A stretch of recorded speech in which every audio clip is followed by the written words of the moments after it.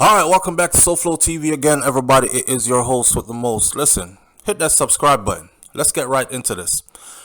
In case you were ever wondering if there's a thriving murder for hire industry in Jamaica, the answer is yes.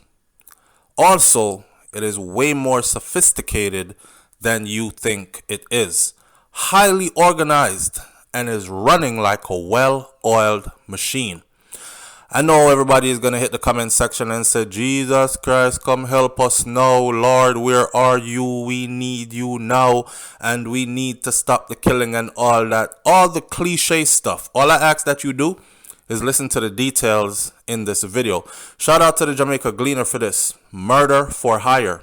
Criminals adopt business models for bloodshed in contract killing spree. This was published Sunday, January 30th, 2020 at 12:08 a.m. and I am bringing it to you in its complete entirety. A buoyant murder for hire industry through which Jamaicans engage marksmen to settle domestic disputes, disrupt love affairs, get their hands on insurance money, and to bump off business partners is believed to be the main driver behind the bulk of the island's 1,463 homicides that were recorded in 2021. We're in 2022 now. Some of these deadly murders consultancies have their bases in high-priced apartments where they sift through invoices and categorize minor costs associated with bloodshed, including food and accommodation, as miscellaneous expenses. Some even provide one-step services, including guns, ammunition, hitman, and getaway cars, all in one place, your one-stop shop. Listen, this is like somebody that's running a business, but they're employed, self-employed, or running a small business. You would sift through your invoices and you would see what your overhead costs are. You had to pay electricity out of this. You had to pay some travel costs. You had to pay for hotel rooms while you were on the road, etc., etc. And then when insurance, when the end of year comes and you file your taxes, you would include all these things. They're doing exactly the same thing. Now, how do I know all this information? Is because this information is given from credible sources who have been doing their investigation and who work within the law enforcement industry. So some of these houses are used as hideouts. We're talking about high-priced apartments and condos. They're used as hideouts after brutal shootings and murders, and at least one of the players involved in a major murder racket busted by the police recently was residing and operating in a posh community in St. Andrew North. Listen up. The sinister schemes attract clients, both men and women, from all walks of the society, some of whom make requests to see the body of the victims as evidence of the completion of the macabre assignments. You heard that? The sinister schemes, which is the murder for hire plots. Clients both attracts clients. That means women and men want people murdered. And in some cases, they even ask to see the body or see parts of the body to see if it was done the way they wanted it to be done, or the person to verify and confirm that who they paid to get killed is actually dead. Painting a dark picture of the underbelly of crime, Deputy Police Commissioner Fitz Bailey told the Sunday Gleaner recently that a surveillance service is also provided by some of these squads, and chosen killers are often required to move into the areas where the person who they are targeting lives. Wow. So all this comes into the pay. So that is factored in. You want somebody move into the neighborhood where the target is and survey them and get to know everything about them and all these things. They'll tell you that this is what it's going to cost because we have to make sure the killer have somewhere to stay and well taken care of. He get his food to eat and everything on a regular basis while he lays out the plot on how to get to this person. Crazy. Crazy. Listen, blood money is at times funneled through relatives' accounts in an attempt to throw sleuth off their trail, although hard cash is king. That means some of this money is coming through Western Union, some is coming by transferring it into directly to account, and of course, the number one way is to show up with hard cash. People in the underworld know where to contact people to conduct murders. This is not a guessing game, this is a fact. People in the underworld or who have connections to the underworld know who to contact to have these murders done. There is a market for it, a huge market for it. Judging by the number of people that got murdered last year alone, there's a huge market for it. You know what's funny? Us over here at SouFLoTV, 7 years now we've been doing this almost. We haven't hit our 7th year market, but we're going to it. And we've been saying this for years, that murder for hire has become a profession in Jamaica and is a thriving business. And look at this. Years later, this is what's printed this Sunday morning in the Jamaica Gleaner. In details though, far more details than we could have provided because we were just guessing. We weren't sure. But damn. Okay, so the society needs to understand that the police force is facing some significant monsters, is what he said. We have been saying this, that this is not normal times that we're living in, barely stressed. The intricate schemes sometimes see gangsters outsourcing their deadly missions to rivals if the intended target is behind enemy lines.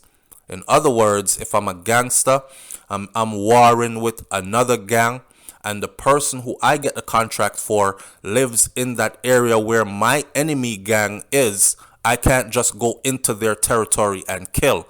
I have to link up with them who are my enemies, but is another gang, and have it worked out that way. There is killing by gang members of other gang members, especially in ongoing conflicts.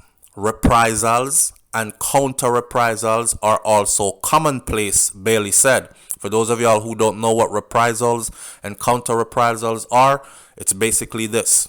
You killed my brother, I'm killing your brother or your sister or your mom or somebody in your family. Hell, I might get mad as hell because you killed my brother and try to wipe out your whole entire family. And then you find out that that's what I'm doing and I killed your sister, so you send back somebody to kill my mom, and then I go back and kill your mother and your dog, and you send somebody back to kill. And that right there has no end to it until both sides all are wiped out, to include their relatives and extended relatives and associates and friends. In Jamaica, the saying goes, you can't catch Quacker, you catch him shut, which means you can never hide. Because if you run away and hide, they'll just murder all your family members until you show up. Alright? Gangs also network with each other to carry out contract killings. When a killing is to be carried out in an area controlled by a particular gang, the contract killer finds it difficult to enter the territory. You can't enter a man's territory to do your killing, so you collaborate and get a gangster from that territory to execute the contract, and then they would split the money, of course. Put it another way, you get the assistance of the resident gang, is what the senior investigator told the Sunday Gleaner. Vehicles from the informal rental system are often used in the deadly schemes, and detailed surveillance is done prior to the execution. You hear that? So they even have a rental car system where these cars are rented for murders. I don't know if these cars, they can't be the same cars all the time. These must be cars that have fake license plate, and cars that they get rid of quickly and acquire a next one quickly, or cars that they can put in a body shop and change up the color and change up the VIN number and all this. It's part of the system. That is why Some of them have a full business going, your one-stop shop. They provide the gun, they provide ammunition, they provide surveillance, they provide the getaway car, all that stuff, right? They know everything about the target, he said. Listen to this. This is where you have to ask yourself, does the people in Jamaica have a chance? Once these people are put on you, you don't stand a chance. They know everything about the target, he said. They know where you live. They know where you work. They study all this. They map it out. They know your children. They know your modus operandi, which is the way how you operate. Okay, he gets up and goes to work at 8 in the morning. Him leave him house every morning. Him come back in between 4 and 4:30 every day, Monday to Friday. Saturdays him don't leave the house till late, so it look like that's his day off. We trail him. Him go market. Him go shopping. Him get groceries. Him come back to the house on Saturday. Sunday, he can go church every Sunday. And they study you like that for a while. So when they strike, when they come, he says, they will not miss you. That was the chilling admission from the senior crime fighter. Remember, this man is not guessing this, you know. This is information gathered through investigation and through people snitching. People, killers who have been caught are telling.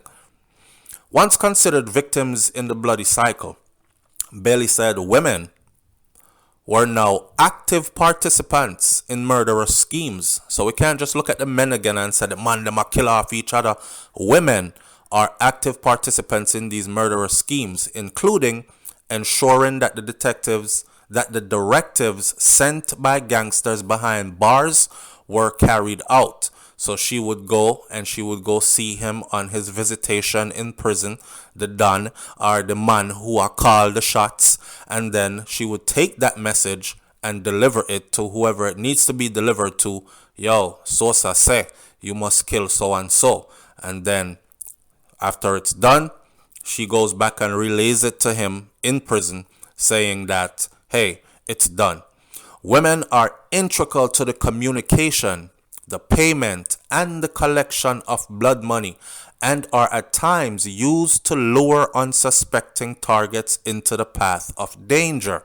She dress up sexy, she flirt with the person, she draw you away, she say, I want to give you like a pum pum, come round yasso, and that kind of stuff, and they get set up and then they get killed. So the women are used in many different ways. They are used in communication, to bring messages back and forth to make sure that orders are carried out.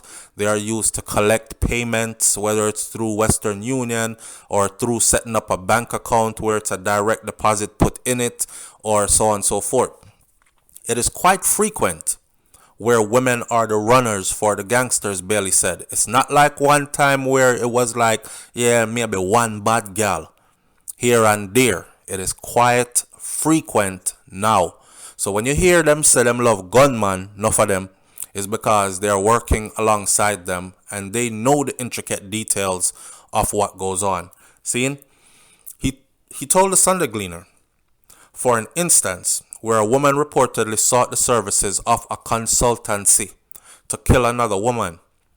So listen, you don't go directly to the contract killer, you know. When you go to do your bid to get that contract to get somebody killed, you go to a consulting agency.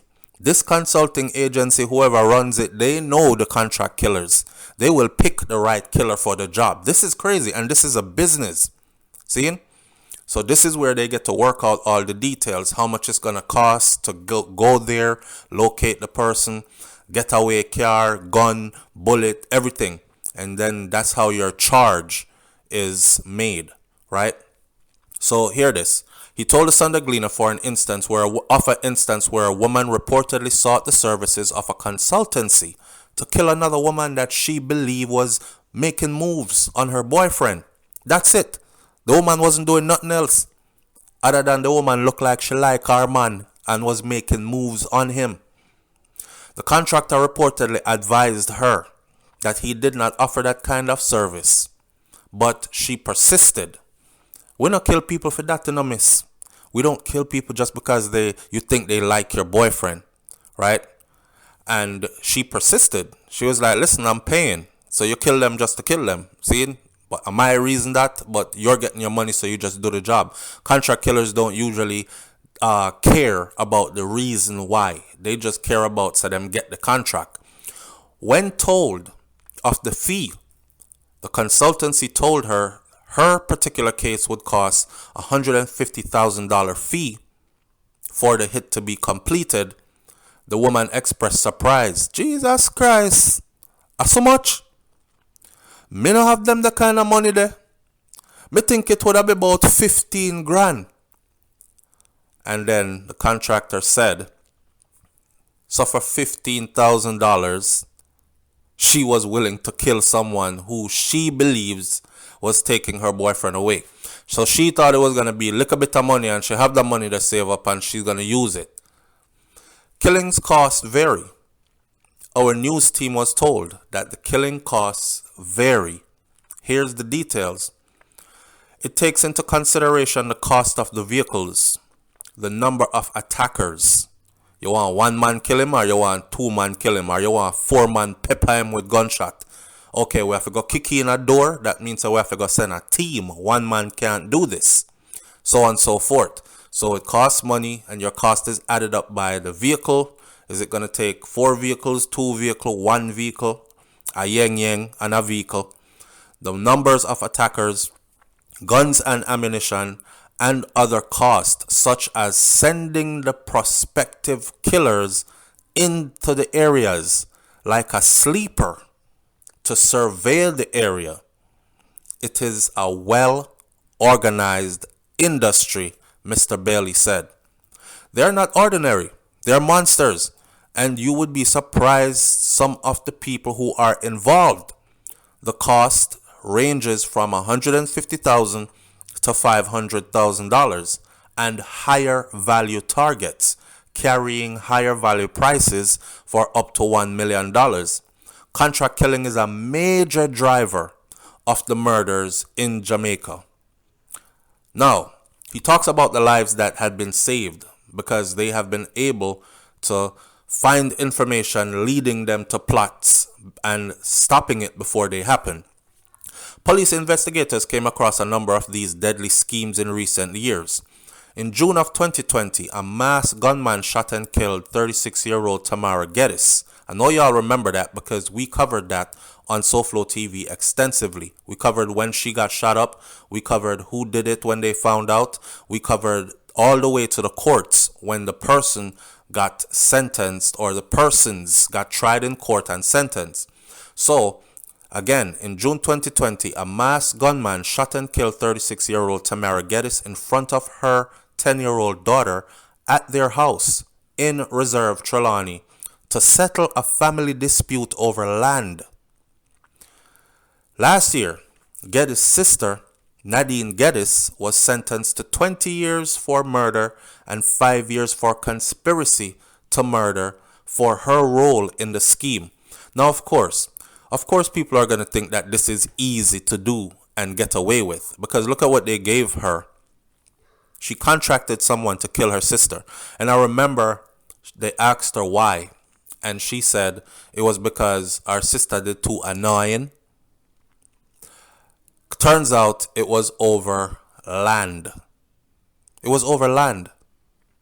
Okay? Now, look at the system in Jamaica. They gave her 20 years. This woman should have been locked in prison for the rest of her life. That was cold-blooded. Not only did she contract the killer to kill her sister, she was in the house with her own children when her sister was upstairs with her 10-year-old daughter, combing her hair, dancing to music and singing. They opened the front door of the house and let the gunman in and sent him upstairs to the room where she was and gave him instructions to not shoot their niece, which is the 10-year-old daughter, and had her sister murdered in the same house with her. How can you give somebody like that 20 years? Of course. So people are looking at this like, that's all the time you get, cho? Me at 21. By the time me come out of prison, me at 41. Me still young enough to do everything me want to do and all that. There is no deterrent here for this, but I don't see them addressing this. Nadine's daughters 22-year-old Shanice Ruddock and a minor who had pleaded guilty to conspiracy to murder were both handed 3-year suspended sentences. And if you remember, it was one of her daughters that bust out everything, the little young girl, because she said, "Me not go to prison for this, not by myself." So she told the detectives that, yes, my mom, I was there and I overheard the conversation when my mom was putting the hit out on auntie. And they were in the house also when the killer came. And then watch him go upstairs, go kill her, and watch him come back downstairs and leave the house. Then they went, ah! 55-year-old Owen Irving, who pleaded guilty to murder and conspiracy to murder, and 33-year-old Tashana Young, who had pleaded guilty to conspiracy to murder, were also sentenced to 20 years and 5 years respectively. A sixth person was actually charged in the scheme, 24-year-old Brian Shelley, who is said to be or believed to be the man who pulled the trigger. He is still before the courts. He is talking and he was able to give them all this information. Now, in another case in that parish, a gunman believed to have unleashed a deadly assault on banker Andrea Lowe Garwood as she worshipped in a live-streamed church service in Falmouth a year ago, was also suspected by cops to have been a hired hitman that was active in a number of other homicides. Y'all remember that? They were in the church, "Lord Jesus," and then you heard "bow, bow, bow," gunshots. And they told of how this guy came and he waited and he watched her. He parked in an alley. He even went into the church and sat in service behind her. And then as she was there jumping and getting in spirit and singing out loud, he gunned her down in the church in front of everybody and left. Cops believe that a hefty sum was paid for the hit on Lowe Garwood, and they are still tracing the money. But of course, as you remember, that came from her, I believe it was her husband who passed away, and his children outside of her and family outside of her decided that, hey, she can't get everything.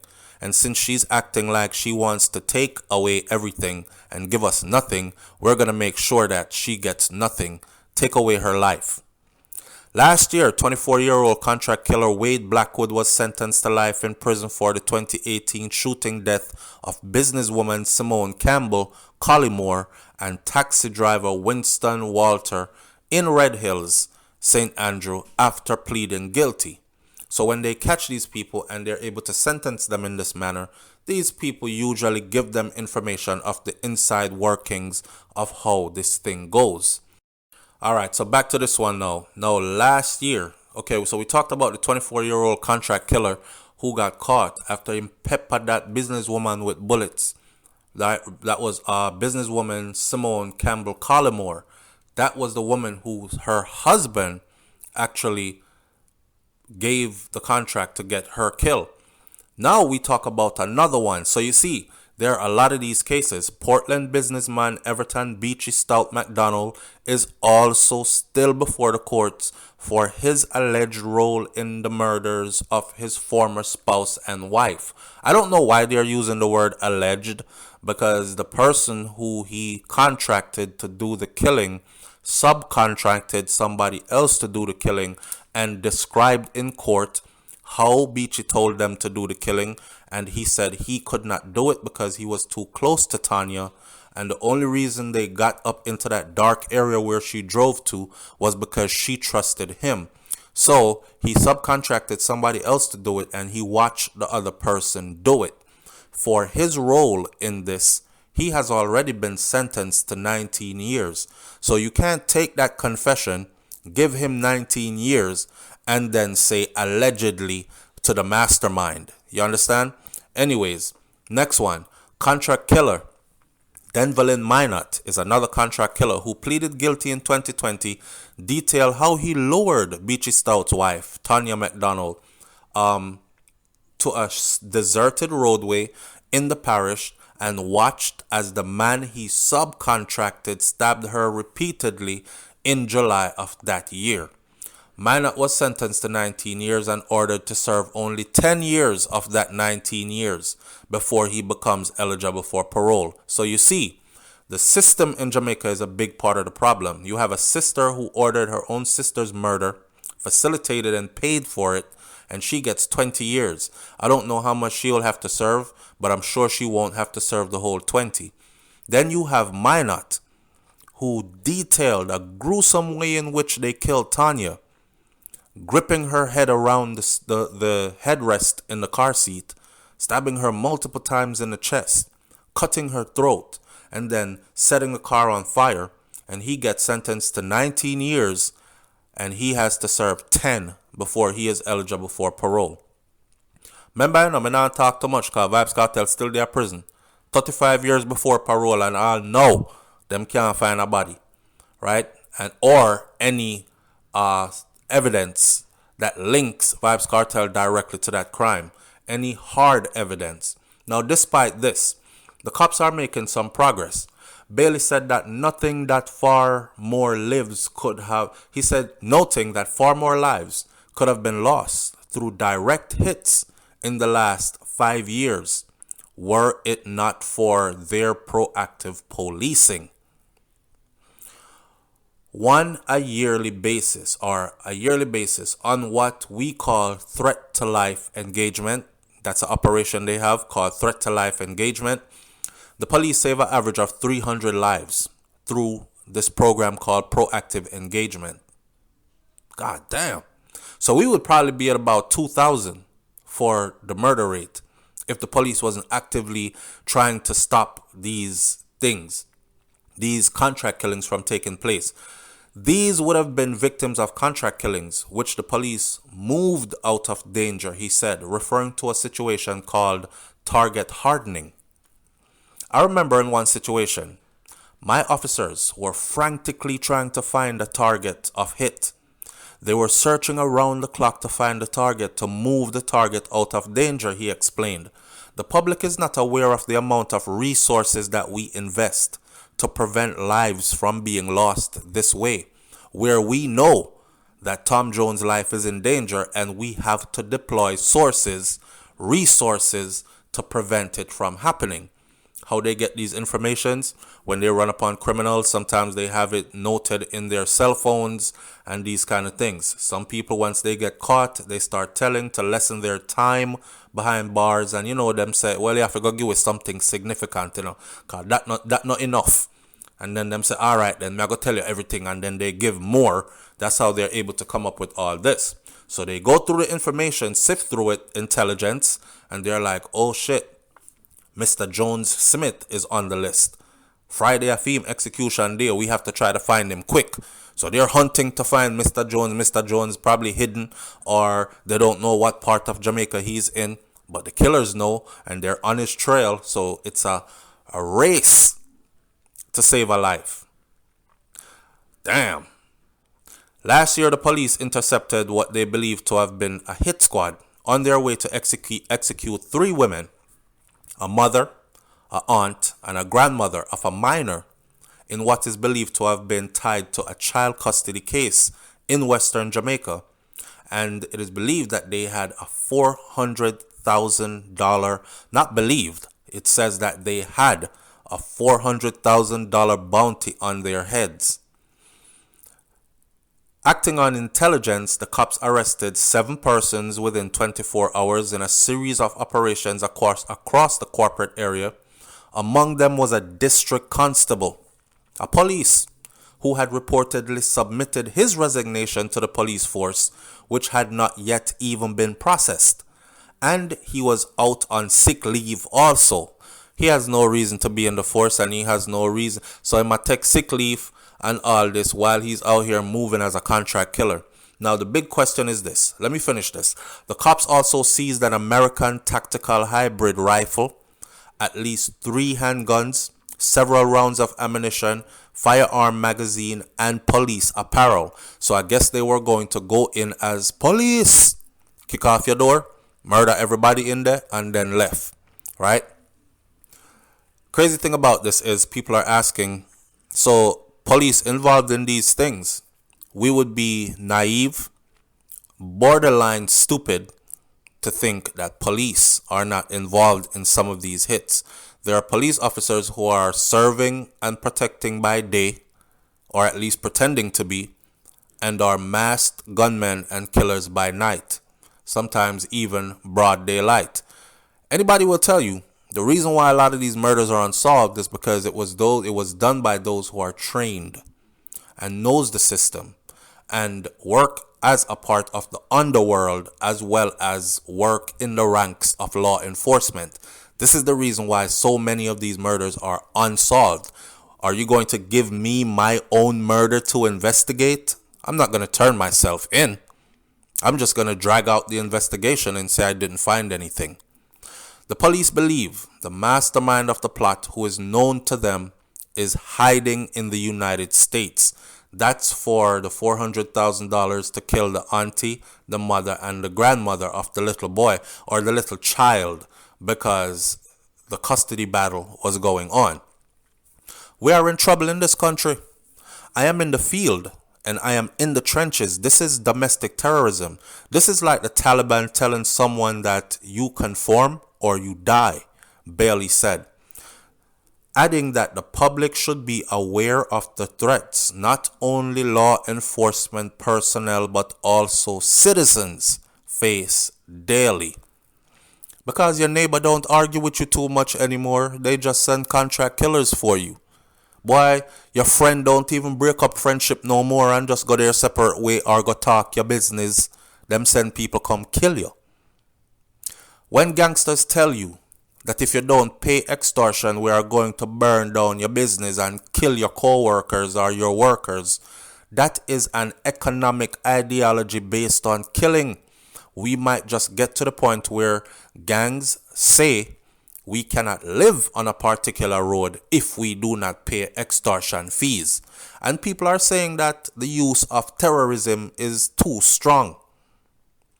Bailey lamented that even with the scored successes, criminals are still able to direct hits from within the nation's prisons, from behind bars, noting that just like law enforcement agencies, crooks were employing the use of technology to their advantage. Tracking on Facebook, tracking on Instagram. You know, people like put up them pictures of, I was at Duns River Fall last week and I had such a good time. All right, that rotted there, Duns River. Or I'm here in Duns River Fall on a 7-day vacation in Jamaica. Them catch you, right? That's all. These kind of things. They're using technology as well as using the simple phone just to speak in codes or speak directly and send messages, especially from behind bars, right? Unless there is controlled use of the telephones among incarcerated persons, the telephone can become one of the most dangerous weapons to a killer, is what he said. Everybody is going to now say, take away the phone. Once you're locked up, you should never get a phone. That's inhumane. I don't think that should be the case. However, I think that they should have these phones installed on the wall like the old school phones that we used to have, where you used to walk and put a money in there and pick it up and make a phone call, hang it up and leave it right where it's at because you can't take the big old phone with you. A phone booth. They should have those in the prisons. That way everybody's phone call is monitored, right? Last December, Parliament passed the Corrections Amendment Act to make it more punitive for persons caught behind bars with cell phones. With nearly 6,000 cell phones were confiscated in the prison systems in Jamaica in a 4-year period. 2016 to 2020, they had nearly 6,000 cell phones confiscated from behind bars. Again, you're going to put the prisoners in prison for more time because you caught them with a cell phone. They're in prison. Who the hell got the phone into the prison to them? How come we don't hear of those people being punished? Right? I saw a story, sideline a little bit, I saw a story where a prisoner spoke about how they would let him out at night to go commit murders and do what they wanted him to do and then bring him back into the prison. And that was his way also of getting out and escaping prison. Live a road at night time, there with a girl and everything, but you have to turn in or go back in by certain time. Y'all have no idea, but it's some twisted shit going on out here. Now, recently, pardon my language, recently, one gang member that was charged under the anti-gang legislation while in custody, he masterminded several murders in Westmoreland. We recovered the phone. So people are going to say, how them know say him do it? Listen to this. We recovered the phone and we saw all the communication, among other things. Gala sending pum pum pics in there and all this. Now, though behind bars, he is very feared by persons that are on the outside. That's the type of society we live in, where we have to fear people who are behind bars, said Bailey, who manages the crime and security portfolio in the Jamaica Constabulary Force. Justice for some and revenge for others. Now, Dr. Paul Bourne, director of the Socio-Medical Research Institute in Kingston and lecturer at Northern Caribbean University, is convinced that the economic hardships associated with urban sprawl in Jamaica create conditions that predisposed individuals to commit murders. I have done research which have found that there are direct relationships between divorce and murders. For example, one party in the divorce becomes upset after the divorce and decides to kill the other party. It is very easy to get someone murdered in Jamaica. Let me put it this way. It is easier to kill someone here than it is to get COVID, he said, making reference to the current pandemic that we're in. Like Bailey, he also believes that women play a vital role in the business of murders here, with the most attractive ones being among the most dangerous players. This is like pimping. You know, you have a pimp and he got 4 hoes. If he got 4 battered up looking hoes, he's not going to make a lot of money. It's the same thing in the murder world. That's why the doctor is saying the more attractive women are mostly linked to the most dangerous players in the game. So you have 4 bad gal, or what we call bad bitches, right? What them like browning, and she having her synthetic hair, whatever hair she having, and the hair long, and the this and the that, and she have all the parts that they know will attract the target, right? These ones, the most attractive ones, are mostly linked to the most dangerous players. Y'all see how organized this is? So when man says send a girl come call you, or a DJ says send a girl come suck off your cock and murder you, that's not a joke thing. I saw the world around. He said that women are critical to the process of murders and killers are also well known. These killers are also well known. Like people know, say that them do. Many of the individuals in the business are degreed persons or close to completing tertiary education. They are tacticians. Them not dummy. Them not dunce.